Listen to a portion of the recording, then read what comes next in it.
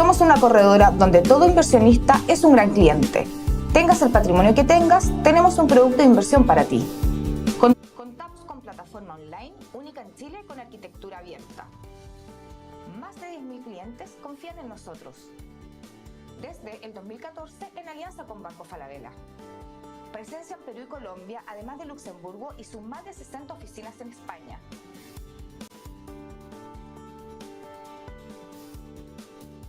Nuestro compromiso es practicar una cultura verdaderamente enfocada en el cliente y así convertirnos en una entidad de referencia en inversiones en Chile como lo somos en España. Para esto contamos con un excelente equipo humano y tecnología de punta. Agradecemos y valoramos mucho su confianza.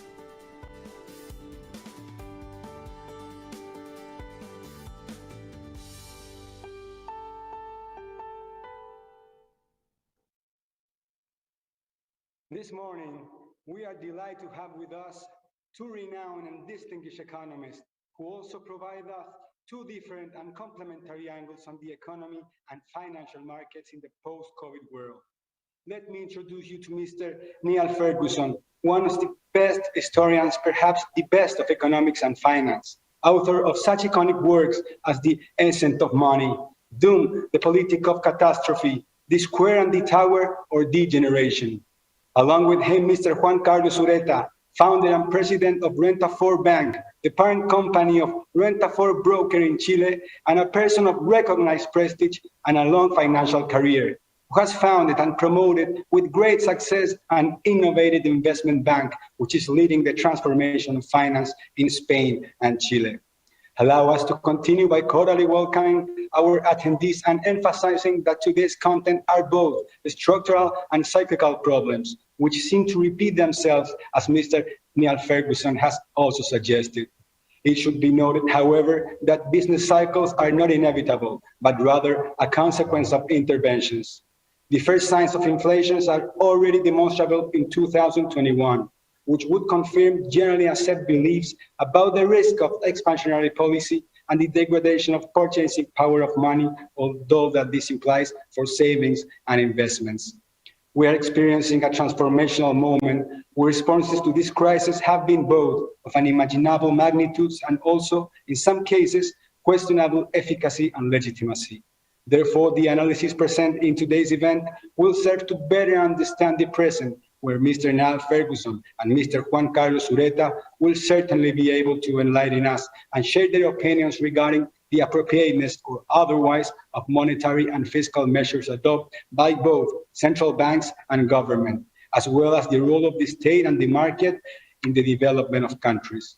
They will also analyze the path forward from post-COVID world and how the crisis, which began in 2020, will affect our country, which despite originating as a health crisis, has been treated as a financial one. And why do some societies and states respond to catastrophe so much better than others?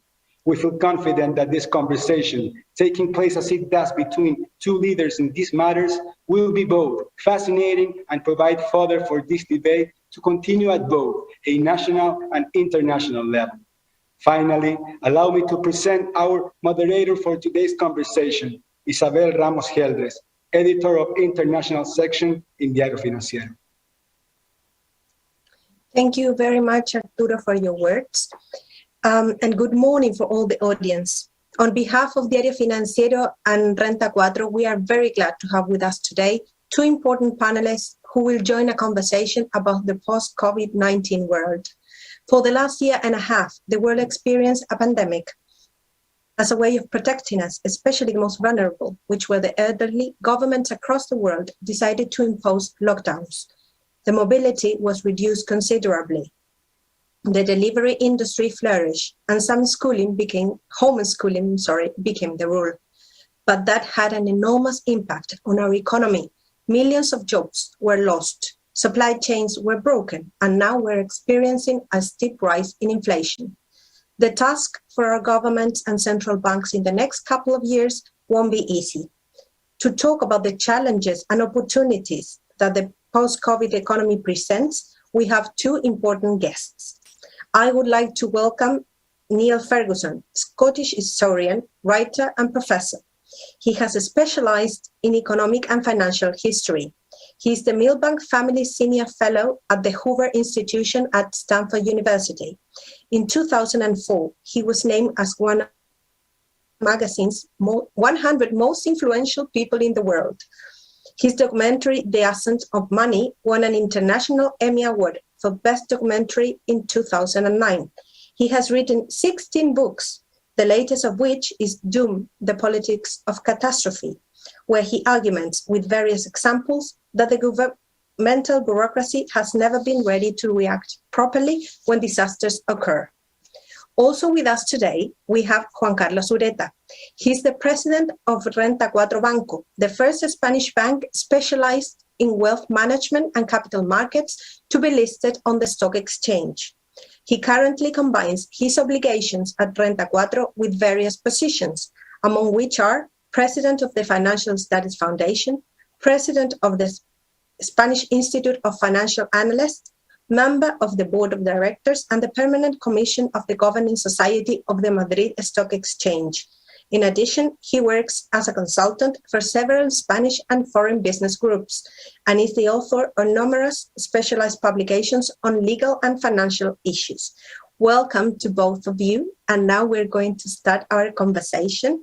So first of all, I would like to ask the first question to Mr. Ferguson. During the pandemic, governments have spent millions of dollars to implement cash transfers to help their populations and to buy vaccines. Therefore, debt and deficit have grown considerably. Is a debt-based economic growth model sustainable? What could be the impact on long-term growth and capital markets?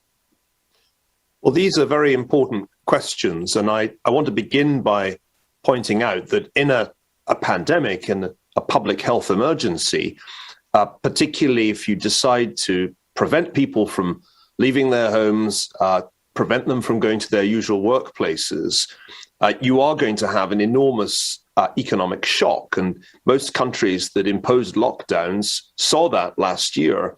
It would have been crazy not to offset that shock in some way. There was a risk of economies spiraling into depression. So it was appropriate to use fiscal and monetary means to offset the shock and effectively to pay people relief. I sometimes heard the word stimulus used, but it was inappropriate. This was not a Keynesian policy. This was emergency relief. The big question is how far that fiscal support needs to be continued this year as vaccines are very rapidly returning the world economy to something like normalcy. We can't get rid of COVID, but it's going to become endemic rather than a pandemic. I don't think Chile has a particularly large problem here in international terms. If you compare the trajectory of Chile's debt, it's really quite a modest increase that we see from a very low base. I mean, if you just look at the International Monetary Fund's net debt data, Chile's net debt in relation to GDP was 8% before the pandemic. It's forecast to be 11% this year and 14% next year, while the United States and pretty much every European country would love to be in such a strong position. So I think one should bear in mind that Chile started this crisis from a relatively strong fiscal position by international standards. And for the same reason, I think doesn't need to worry as much as perhaps the United States does about its future debt path. Thank you very much, Mr. Ferguson.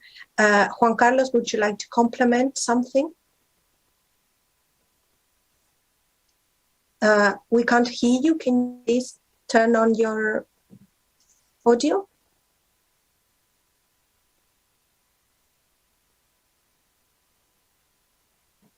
Okay, just give us a second. Okay, that's fine. Thank you, Isabel. I would just like to add two ideas to the comments of Professor Ferguson. The first idea is that money is not wealth and debt is not wealth. Money and debt are a powerful tool to create wealth, but only if they are properly used. If not, they destroy value, they destroy wealth. That's what history and economic theory teach us. Of course, you can achieve short-term growth, but really that is short-lived. The second idea is that today the world is living a tech revolution without precedent, and that's fantastic. That's very good for the long-term growth. But to change the world, you need something more than a tech revolution. You need to fund the investing just to get in track that tech revolution. You need to invest a lot, and you need to do it in the right direction, not in the wrong direction. So what I mean is, tech revolution is a tool.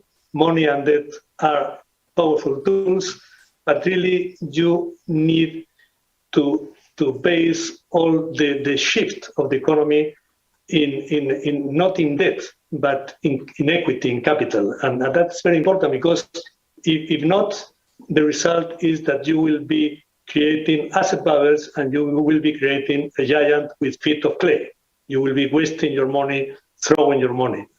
So in my opinion, excessive debt produces higher prices for the same assets, and that's not the way. The way is to dedicate capital and money to invest, to create new assets and foster innovation. But in my opinion, today we live not in Chile, but as Professor Ferguson said, in the United States, in Europe, in China, in a world of excess debt and excess money distort the market. And in that sense, my opinion is that we are close to the exhaustion of the model, of debt growth model. Yes, thank you very much. That's an interesting approach. Niall, during the pandemic period, the role of the state has grown, and there are voices asking for even more interventionist approach. Do you see this as something worrying? Is there less independence between governments and central banks? Yes, I do worry that much of the expansion of government involvement in the economy necessitated by the pandemic is going to persist even as the pandemic comes to an end. That kind of bureaucratic inertia is something we've seen before. For example, in the 20th century, government controls persisted after both the world wars, and it proved very difficult to remove some of the restrictions that had been emergency measures but became permanent in the post-war period. So we need to learn from the mistakes of the past and remind ourselves of how we managed to revive growth after the stagflation of the 1970s with all kinds of measures of deregulation that brought market forces back into play. Chile, of course, played a leading role in this transformation, pioneering a whole variety of free market reforms that put into practice the ideas of Chicago economists like Milton Friedman. So we mustn't really go back to the 1960s and 70s just because we had a pandemic. I think that in many ways, the economists of the left are overreaching at this point. One can see this in the United States with multi-trillion-dollar fiscal bills going through Congress at a time when the debt path of the United States is obviously unsustainable. US debt to GDP is already past the point it reached at the end of World War II, and the Congressional Budget Office forecasts that it could reach as high as 200% of GDP if we carry on the present path over the coming decades. The good news is that I think the inflationary consequences of some of this fiscal overreach will produce fairly quickly a political backlash. People notice if their real incomes go down, because what they find is that while their wages may go up nominally, the cost of heating their homes or fueling their cars, the cost of things goes up even more. And the lesson of the 1970s is that inflation's fundamentally unpopular. I think that's where the left is going to screw up. I also think that many of the measures that are being taken in the name of averting climate change are liable to backfire and create spikes in energy prices, quite apart from the impact of the pandemic and fiscal and monetary policy. So although I think there's quite a significant risk of overreach, I'm not too worried about it, because I think people are going to notice quite quickly that the policies that are being attempted by left-leaning governments simply are not sustainable and will have to be reversed. I want to reiterate, emergency measures are for an emergency. And history tells us that when the emergency is over, so should the emergency measures be. That's a very important view or approach, the historical approach, don't repeat the same mistake. And these kind of measures that begin as emergency become the rule. So I wanted to ask Juan Carlos, how do you see this from the market? How do you see the independence of governments and central banks from your view, from the market view? Okay, one of the consequences of the last two economic shocks, the 2008 Lehman crisis and the 2020 COVID crisis, is the bigger role of governments. People wish to feel more protected by the government, and governments are very happy to expand their reach. As a result, governments have fallen into significant fiscal deficits, and they have found a very effective way to finance their expansion. That is, selling debt to the central bank. The central banks print money, and they buy directly or indirectly the bonds issued by the governments. And well, that's working. That has worked quite well with no inflation, as Professor Ferguson has said, and everybody is very happy with this. And this is possibly this model of monetization of debt is possibly the most important change in economic policy in the 21st century. And well, in my opinion, it is a big. We have a big risk if we think that this is a good model. In the short term, the model works, but in the long term, the model doesn't work, because we are demanding and we are expecting from governments more than we should expect.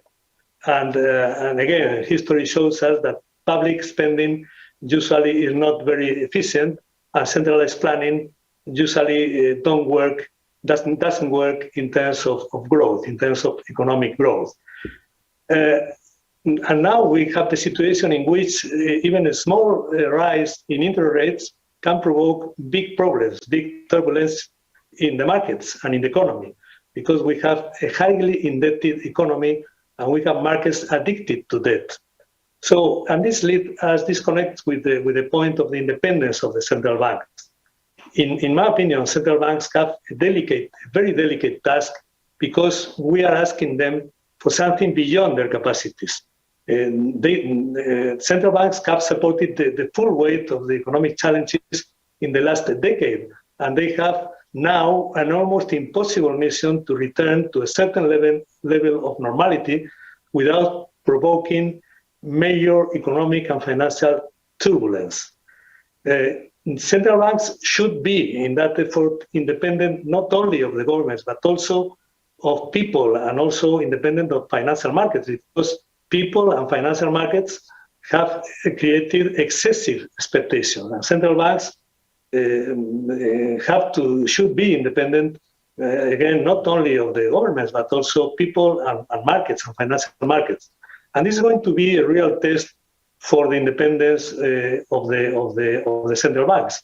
There have been moments of the whatever it takes story, probably 2008 and 2012 with the euro crisis, or 2020, but not today. Today is not the moment of the whatever it takes. Today is the moment of coming back to normalization. And this can be challenging for everybody, also for investors. And in my opinion, we should prepare for possible corrections and think long term. It's a big test. It's a big test for the central banks. They should be independent. They are having hard times, and they're having, as I said, a very difficult mission to come back, to reverse their policies of easy money, because it's not easy. It's not, and they will have a very hard task in that. Thank you, Juan Carlos. You said two important things. One is that central banks should not only be independent from the governments, but also from the public and the financial markets. And also you talked about how public spending is not efficient. So I wanted to ask Niall, in this context, what should be the role of the state and the market in the modern society? Well, that's a big question, Isabel, and economists have spent the better part of 2.5 centuries trying to figure that out, I think the answer is fairly straightforward, that the role of government, the role of the state, is to provide a framework within which property rights are secure, taxation and monetary policy are on a consistent path, that the size of the state does not exceed what I think would be a reasonable share of gross domestic product, let us say somewhere between a quarter and a third, that public debt should not exceed roughly the size of the economy of gross domestic product. But those are the kind of the ground rules in normal circumstances. What people often forget, and it's an argument I make in my book Doom, is that emergencies, disasters happen. We call some of them natural, like pandemics, and some of them man-made, like wars. But the reality is that disasters are part of history's pattern, and the government often has to increase its economic role in time of emergency. That's why governments exist, because we require protection from disaster, whether it's an invading enemy or an infectious disease. So what's clear is that there must be variation over time in the role of the government, and the norms that I just sketched out are really those that apply in peacetime under normal circumstances.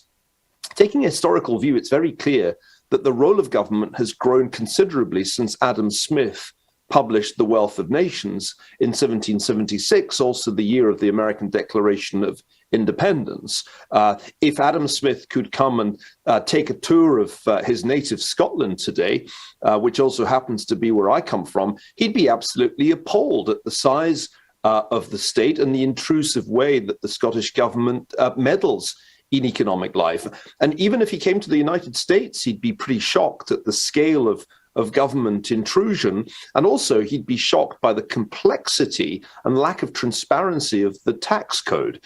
So my advice to all policymakers is dust down a copy of The Wealth of Nations and refresh your memory about Smith's guidelines, because it's very clear, and history is unequivocal on this, that the closer you can get to Adam Smith's ideal of a relatively small government that secures property rights, creates consistent monetary fiscal policy, the better your economy will do. And there is nothing better in economic terms than high, sustained growth rates that distribute wealth and distribute income to the population. The state cannot do that. That can only come from entrepreneurs, from wealth creators. And the more the government gets in the way of the process of wealth creation, the slower the growth rate will be. That is just economic history.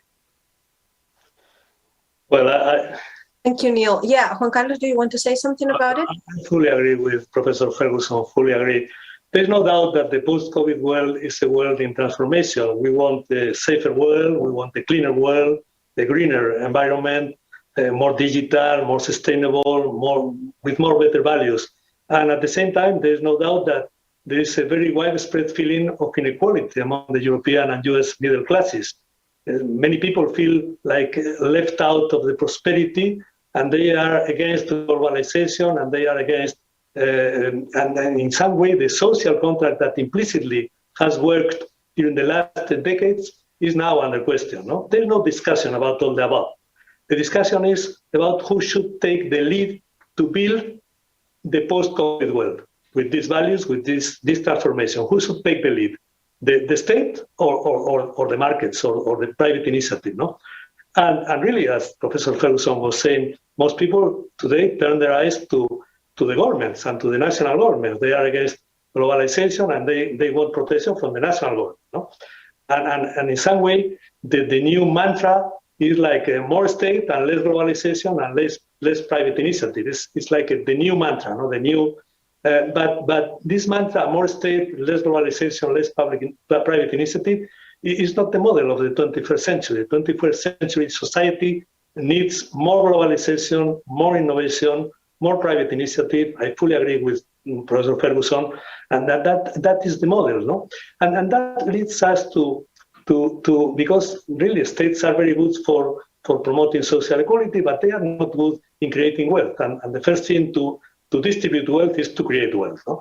And that leads us to how, in my opinion, to how the companies and the markets should change in this and are changing, in fact, in this post-COVID world, which is what we call the conscious capitalism, or the social role of companies and markets. No, and in my opinion, this is very important. Professor Ferguson has spoken about Adam Smith, no, and I will say, okay, the pandemic has taught us an important lesson. The lesson is that if we don't get an acceptable level of common well-being, we will not be able to reach a good level of personal well-being, of individual well-being. It's a little bit different to the idea of Adam Smith. Adam Smith said, if you pursue your particular interests, you will achieve at the same time general well-being. That is Adam Smith, and that's okay, no? But now it's a little bit different. It's the idea that without a given level of general well-being, you are not going to obtain any particular benefit. In a world of poverty, of disease, of pollution, nobody will obtain personal benefit. That is the change a little bit in the role of companies. Companies, well, they will of course pursue their profit, no doubt, but they will have to know that they have also to promote, to foster social and common well-being, because if not, they are not going to obtain individual profit. That's what we call conscious capitalism. In my opinion, capital markets are very important, and I should like to understand the role of the financial markets in this task. The capital markets are the best mechanism to allocate resources and to finance innovation. The Nasdaq is a very good example. Without Nasdaq, Apple, Amazon, Google, and many other innovative companies would not exist today. And without the financing of the markets, vaccines created in a record time by companies, they would not exist today. This is very clear. So capital markets should play a bigger role in the post-COVID world in order to achieve economic prosperity for all. And that in my opinion, that is very clear. But what happens? Today we have excess debt and we have excess liquidity. And the problem is that with so much money floating around, it is difficult to avoid casino-like behavior. We have seen the SPACs, we have seen the meme stocks, we have seen the cryptocurrencies or crypto assets skyrocketing, social networks moving the markets with this kind of financial influencers, and that is the worst part of the market. So markets really should take the role, should take the enormous responsibility to allocate well resources to foster innovation, to foster that new post-COVID world with better values, with profits for the companies. Of course, that is the key of the capitalism, and that's very clear. But always having in mind this common well-being, because if not, we are not going to obtain this particular benefit. That is my idea. And markets are very important. So no more government, more markets, more polarization, more private initiative, in my opinion. I think, Juan Carlos, what you're saying is very interesting in the sense that the role of the company has changed and it has a bigger role with social impact. Or is it's more aware that it has social impact? So I wanted to ask Niall, now talking about Chile. One of the main worries in Chile at the moment is the rise of inflation. There are external factors like oil price and there is disruption of supply chains, but internal factors as well, like the effect of pension funds withdrawals. How do you see inflation pressures? Is it transitory? Is it a transitory phenomenon, or should we prepare for a long-term scenario? Well, the International Monetary Fund certainly doesn't see Chile as heading into an inflationary period. The inflation rate has gone up, but it's projected to stay stable at 3% over the next 5 years. And that compares pretty favorably with some of your neighbors. Let's remember that Argentina has double-digit inflation already and is, I think, in a really pretty precarious state, having handled the pandemic significantly less well, and having, of course, already been in a much weaker economic position because of its default.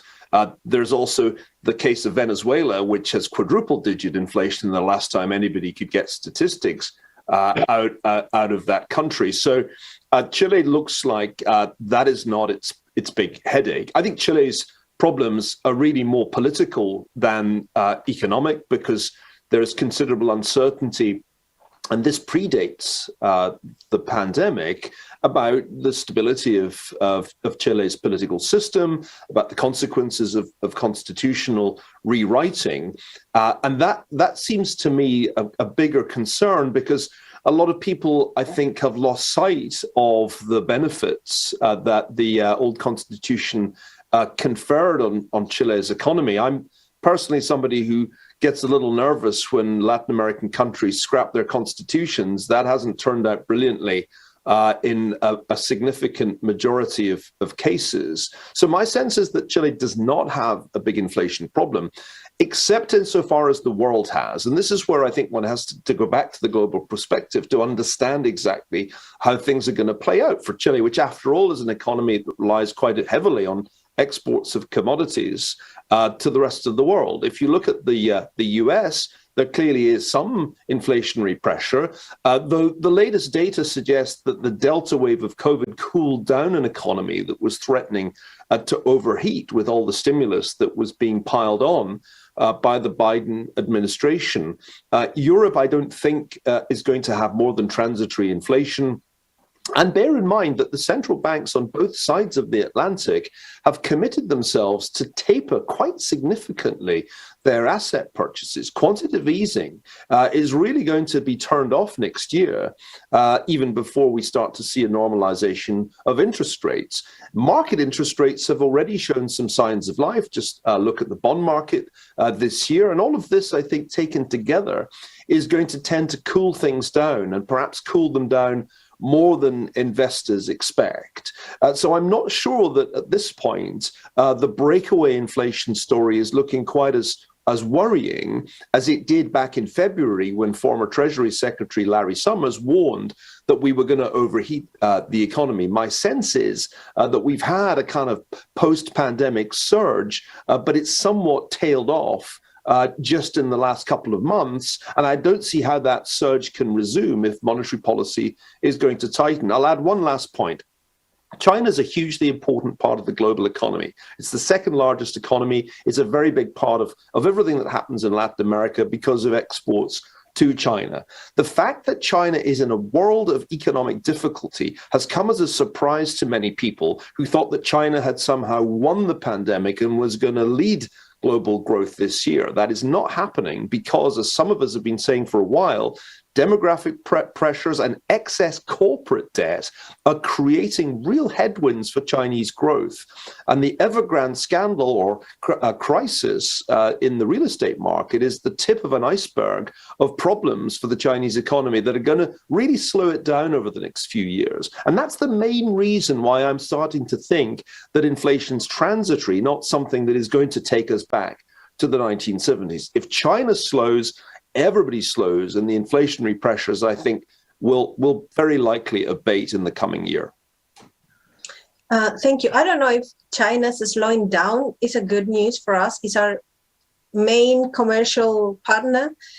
China's a huge investor now. It's investing heavily in our country. And also, China was the main driver of growth during the financial crisis in 2008.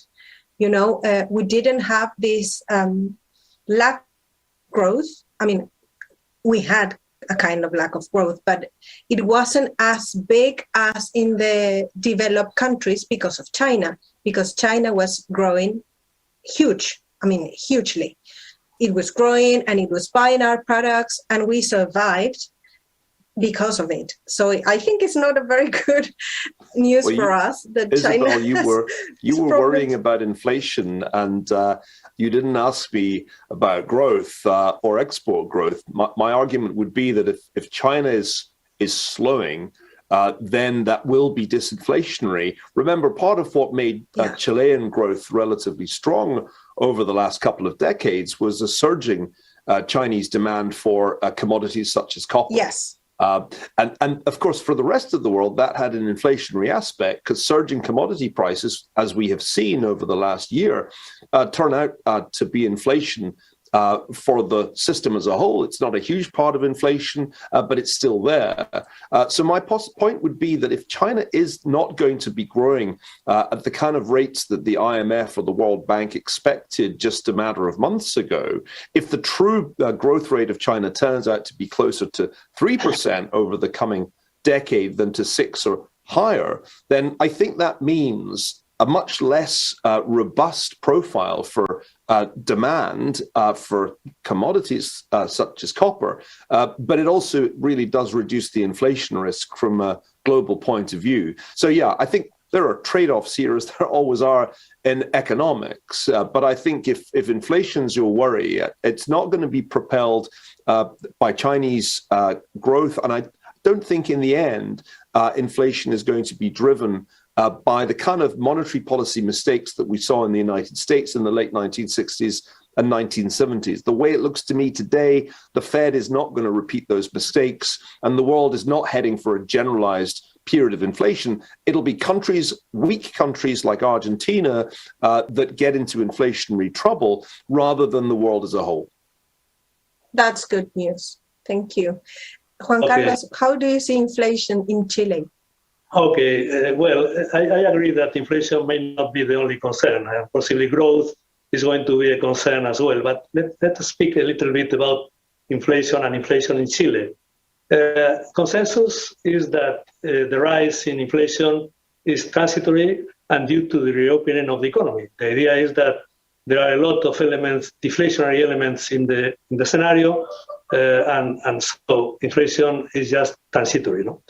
But this consensus is weakening very rapidly, and we are passing from this concept of a transitory inflation to a persistent inflation. That means to inflation that is going to last something more than we had thought. And this is due to the rise, to the escalation of the commodity prices, and this is due to the supply chains bottlenecks, and this is due to the energy crisis that is very important in inflation and is adding inflation to the world, especially to Europe and China. And really what we have understood is that the big shift in the economy and the transition to the green economy, etc., maybe that we have done it too fast and without fully grasping the enormous investment needed. So inflation we are now considering that it's going to be persistent more than transitory. But I agree that inflation, I fully agree that inflation is not, and is not going to be the only concern. Growth is going to be a very important concern. The specter of a back to 70s situation when oil prices skyrocketed and the economy stagnated is quite scary.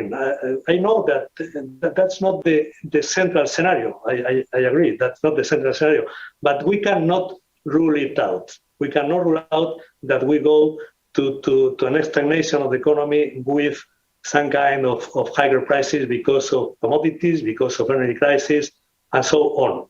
The big difference with the 70s is that we are in the middle of a tech revolution, and all the tech revolutions are deflationary, and they foster growth. But on the other hand, as I have said previously, we have excess money, excess debt, and that provokes misallocation, and that has a very negative impact on productivity. And productivity, at the end of the day, is key for inflation and for growth. Regarding Chile, coming to Chile, in the short term, consumption is going to exert pressure on prices in Chile. Consumers are going to spend more in this second part of the year, and that will force the central bank to raise rates. And the Central Bank of Chile did very well the 21 of August, last August, to raise rates. That is very good idea, and this is the right direction, no? So, but the central bank is going to have a dilemma, no? Because they will have to be quite hawkish. They would like to raise rates when while the Fed is remaining quite dovish. Even if inflation goes up in USA and in Europe, the Fed and the ECB will remain dovish because they cannot reverse their policies quickly. So there's going to be, in my opinion, a problem for the Central Bank of Chile. But the Central Bank of Chile has to stick to this orthodoxy, and they have to stick to raise rates if necessary. And there will not be a problem of inflation in Chile. Probably the main problem will be growth. And yesterday, you published yesterday in Diario Financiero the information that the World Bank has an estimated growth for Chile of 10%, but this year, 10% this year, but it goes down to only 2.4% in 2022 and only to 1.8% in 2023. Yes. And that confirms that the problem will not be inflation, especially if Central Bank of Chile does its job, that is going to do.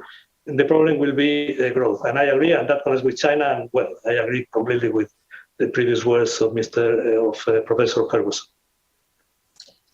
You talked about the gap that's going to be a gap between interest rates here in Chile and the Federal Reserve. I'm thinking about carry trade and all that could happen with that, but that's for another conversation. So you talked about Chile. I wanted to ask Niall, the last time you came to Chile was in February 2019. How do you see the country now after the social unrest and through the constitutional process? Do you think this process will help reduce inequality, or is it too risky in the sense that one of the objectives is to change the economic model? Well, I think one should always be careful about commenting on a country one hasn't visited in 2 years. And indeed, one should be careful about commenting on a country one doesn't come from. So I'm going to speak in the most cautious terms. It's very clear to me that the motivations behind the campaign for a new constitution are essentially socioeconomic in nature. And I would just say that if you want to address a problem of inequality, and Chile certainly has, by the standards of the OECD, high inequality, then really the wrong way to do that is by rewriting the constitution. Constitutions aren't about outcomes in terms of distribution of income or wealth. That's what the tax system is there for. And each democracy has a method for deciding how much redistribution it wants to have through the tax system. It's called elections. You vote for the party that offers you more or less progressive taxation, and they then implement the verdict, the decision of the electorate. I don't see what this really has to do with the Constitution. The Constitution is designed to create guardrails, rules for political processes. It's designed to create some fundamental guarantees that can't be easily overridden by the normal political process. History tells us that the longer a constitution lasts, the more likely it is to work because it becomes something to which people are accustomed. Tradition matters. It's why the United States Constitution has been amended but not rewritten. And that seems to me something that some Chileans at least have lost sight of. So I've been skeptical about the need for a new constitution. I think that the existing constitution, whatever you think of its origins, has served Chile very well. And really, I can't believe that a new constitution is going to seriously improve income inequality in Chile, because that's just not what constitutions do. Thank you very much. That's very enlightening. Juan Carlos, how do you see Chile from Spain, and what do you think are the main challenges our country faces? Okay, well, in principle, Chile is in a good position to face the challenges that the post-COVID world is posing. Macroeconomic figures are okay, with government debt around 34-35% of GDP, public spending around 27, well, less than 30% of GDP, inflation rate 3%, estimated GDP for this year 10%. So it's okay, no? from a more qualitative point of view, Chile has been an example of a successful economic model, which has placed Chile in a position of leadership in the region. And there are several more reasons to be optimistic, even the relation with China, even if China is going to slow down, but in the long term, China will be a big factory of growth for the world and for Chile. No? So, and digital infrastructures are very good in Chile, population is young and well prepared, and you have, as of today, you have institutional stability. However, Chile has to solve some problems in order to be successful in the post-COVID scenario, in my view. Recent unrest, the unrest of 2019, shows that there is social discontent. Probably some people think that they have not participated in the bonanza. Of course, inequality has been reduced in Chile, but as I said before, we live in a world in which the social contract accepted for the last 50 years now is being questioned. No? And in my opinion, some services social services as basic education and other services should be obligatory and free for everybody. You know? So, but having said that, modernization and open economy and market economy, in my opinion, is key for Chile, and to maintain it and to maintain it in the constitution and in the future of the political model. No, we are living in a world that is having a big shift, a big transformation, and in social life and really countries with strong and quality capital markets are able to attract better than others the capital required for this big transformation. I think that we're at the gate of a big transformation that will need funding, that will need investment, that will need money investing. No? And really, if you have a market economy and you have a model that creates trust, confidence, and you have open capital markets, you are going to attract the necessary funding for that big shift. We saw it in Spain in the 90s when we some media, international media, spoke of the Spanish economic miracle, no? And really the capital markets were key in that transformation. We were happy to live that moment because it was fantastic, no? And it helped a lot the Spanish society, in all the progress that we have had in the next decade, no? So Chile, in my opinion, has the most important thing to face all the challenges of the post-COVID world. I mean, it has an economic model based on free market economy that has been able to transform Chile in the last 3 decades. And this is the most important thing. And this is the most important thing because only if you create wealth, you will be able to distribute and to generate social well-being. You know? And this is why I believe that the new constitution and the results of the next elections are so important for Chile. And it is my wish that Chile can find a pragmatic and a workable way to embrace the new social contract and the new realities of the post-COVID world without undermining the model that has proven to be so successful based on an open market economy. That's what I believe, really. Thank you, Juan Carlos. This conversation, it's been very interesting, but we're getting out of time. So I'm going to ask you the final question to both of you. First of all, Niall, what are the main challenges the world faces? Populism, the rise of inflation, deglobalization. How did COVID-19 reshape the world? Well, I suspect that many people would answer that question with the words climate change, because we are quite quickly returning to focusing on that particular threat. It's going to consume an immense amount of time and energy as we approach the COP26 conference in Glasgow. I don't underestimate the threats from rising global temperatures. I would just point out that 2/3 of the increase in carbon dioxide emissions since the birth of Greta Thunberg were due to China, and 93% of the increase in coal consumption was the responsibility of China. And until the climate activists grapple with China's role and its dominant role in continuing CO2 emission increases, then I don't think we're having a serious conversation. I would also say that there are other things that you need to keep your eye on by not paying enough attention to the risk of a new coronavirus. Back in January 2020, the world sleepwalked into a pandemic. We should also bear in mind that natural disasters can often be matched in their scale by man-made disasters like wars. And at the moment, as far as I can see, the US and China are on some kind of collision course, not least over the issue of Taiwan. Finally, I think COVID has revealed our extraordinary dependence on the internet as a mode not just of communication, but in fact of running our systems, from our infrastructure to our transport systems.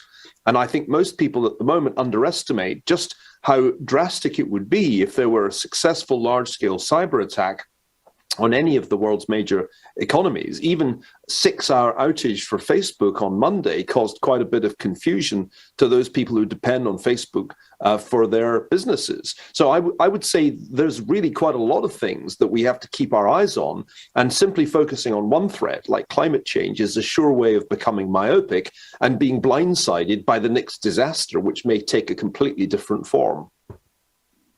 Thank you very much. Juan Carlos, what do you think are the main challenges the world faces? Okay, well, we have a long road ahead of us towards the economic model of the 21st century and to the social model and political model of the 21st century. It's a long road, and it's a bumpy road in some way. I am optimistic, but well, anyway, it's going to be a long and not so easy road, no? The final of this road is, in my opinion, is to get this model that we call conscious capitalism. From a financial point of view, in my opinion, we need to get rid of the excess debt and to capitalize the system. We need to put more equity in the system. Excess debt is not the way, and really, I think we have to capitalize to put more equity on the system from a financial point of view. Markets can help in that. From an economic point of view, we need to foster productivity. Productivity is going down during the last decades, and we need to come back to productivity because productivity is the only key, the real key to sustainable growth. We need to come back to globalization. That, in my opinion, that is key. I know we live now in this world of deglobalization and in this world of blocks, okay, but that is bad news. We need to come back to globalization, no doubt, from the economic point of view, productivity, globalization, sustainable growth. From a social point of view, we have to foster equality, that is conscious capitalism. We have to promote equality, more equality. We cannot live with those with that huge amount of people thinking that they are not participating. We have to include, and that is necessary, and that is in some way capitalism is obliged to do that to avoid social unrest and populism, because if not, we are going to have populism, and that is really bad. No, so in my opinion, those are the main financial, economic, social, political challenges. In my opinion, maintaining the market economy, the private initiative, that I think that's key, and we have to do it in this long road to the social model of the 21st century. That is going to be, of course, fascinating, no, in some way. That we are going to live it, and that's part of it. No? I want to thank you, both of you. It's been very interesting. There's so many subjects to talk about. We covered China, we covered debt, conscious capitalism, we covered so many things, inflation. So I want to thank you, both of you, Niall, Juan Carlos, and also Arturo, who was with us before, for being with us today, this morning. I hope everyone connected had enjoyed as much as I did. So thank you very much, and I hope to see you next time. Thank you. Thanks. Thank you. Bye.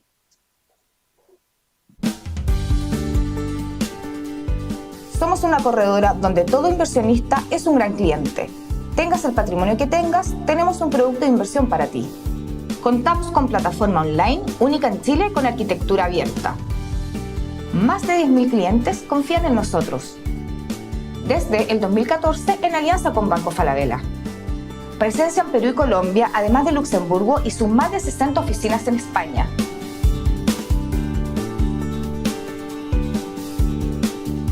Nuestro compromiso es practicar una cultura verdaderamente enfocada en el cliente y así convertirnos en una entidad de referencia en inversiones en Chile como lo somos en España. Para esto contamos con un excelente equipo humano y tecnología de punta.